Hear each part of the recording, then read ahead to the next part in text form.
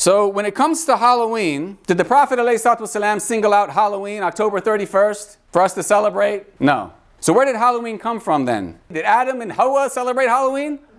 No. So eventually, at some point throughout history, human beings started celebrating Halloween. Do you guys think it was on the straight path? No. That there was a prophet that said, let's celebrate this day, October 31st? No.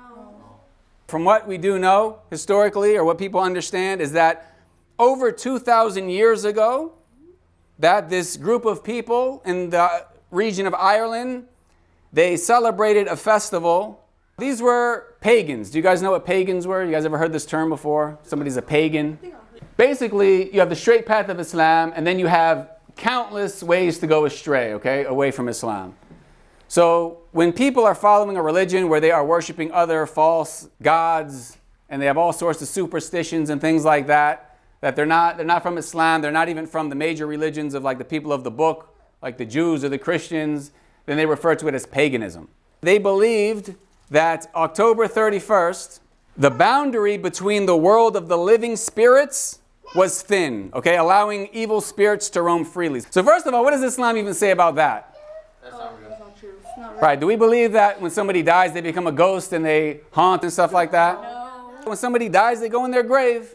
And on the day of resurrection, everyone's going to be brought out of the graves, resurrected, and there'll be the day of judgment. But, you know, these pagan beliefs, shaitan leading people astray, sometimes they think that there are ghosts and there are dead spirits and this and that. So this is obviously something that they adopted, that they believed. And they believe that on October 31st, this is when that line is thin. So one thing that they would do is they would put on costumes and they would dress up as evil spirits themselves so that the evil spirits would think that they are from them and they wouldn't bother them.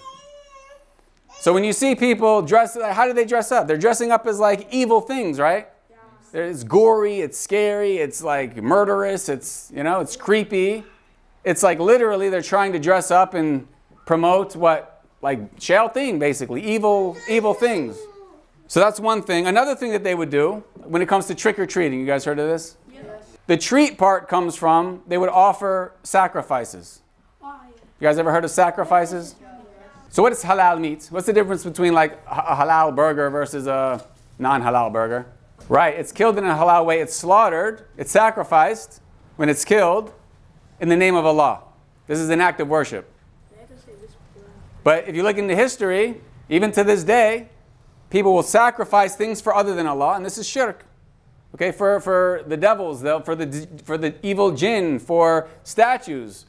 They will offer sacrifices. Okay, in history it gets really, really wicked and crazy about the stuff that they would sacrifice.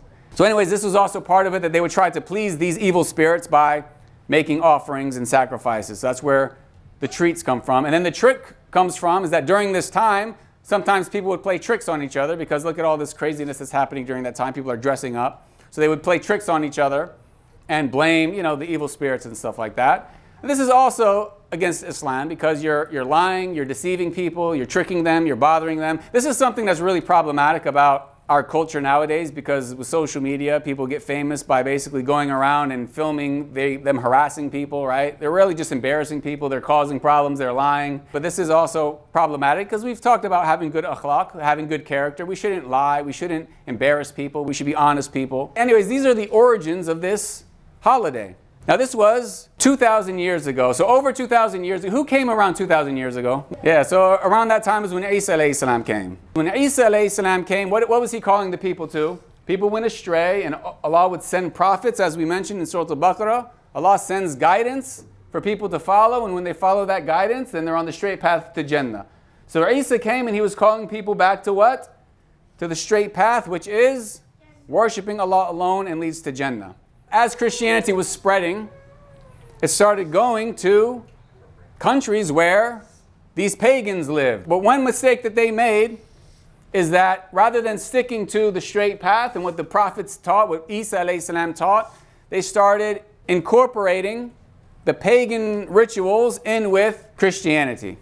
So when it comes to Halloween, in the 8th century, Pope Gregory III, he designated November 1st as something called All Saints' Day or All Hallows' Day. So he made this new holiday that was supposed to honor saints and martyrs. The evening before, which is October 31st, which is Halloween, it became known as All Hallows Eve. Sounds like Halloween, right? So you see what they were trying to do is they were trying to connect these pagan rituals and these pagan practices with their religion. If we start celebrating, we start doing things outside of Islam, then, it starts off as, okay, this is something innocent. So for example, right, some communities during Halloween, they'll say, so that we don't celebrate Halloween outside, we're going to come to the masjid and we're going to get dressed up and we're going to eat candy and we're going to tell scary stories, right?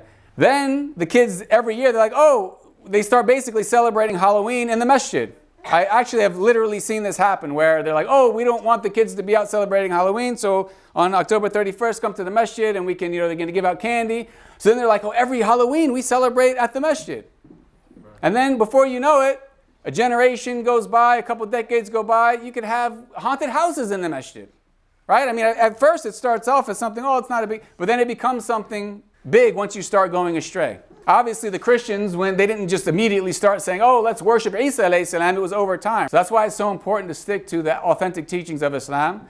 And now, inshallah, you guys can hopefully also understand the reality of Halloween. So when you see these people doing these things, this is where it comes from. So as Muslims, what we should do is we should be celebrating our Eids. We should make our Eids very special and fun. And you guys, now, inshallah, you understand just the reality of these other celebrations and why they're problematic. And again, if you just look at everything through the lens of Islam, then you'll understand all these things, inshallah.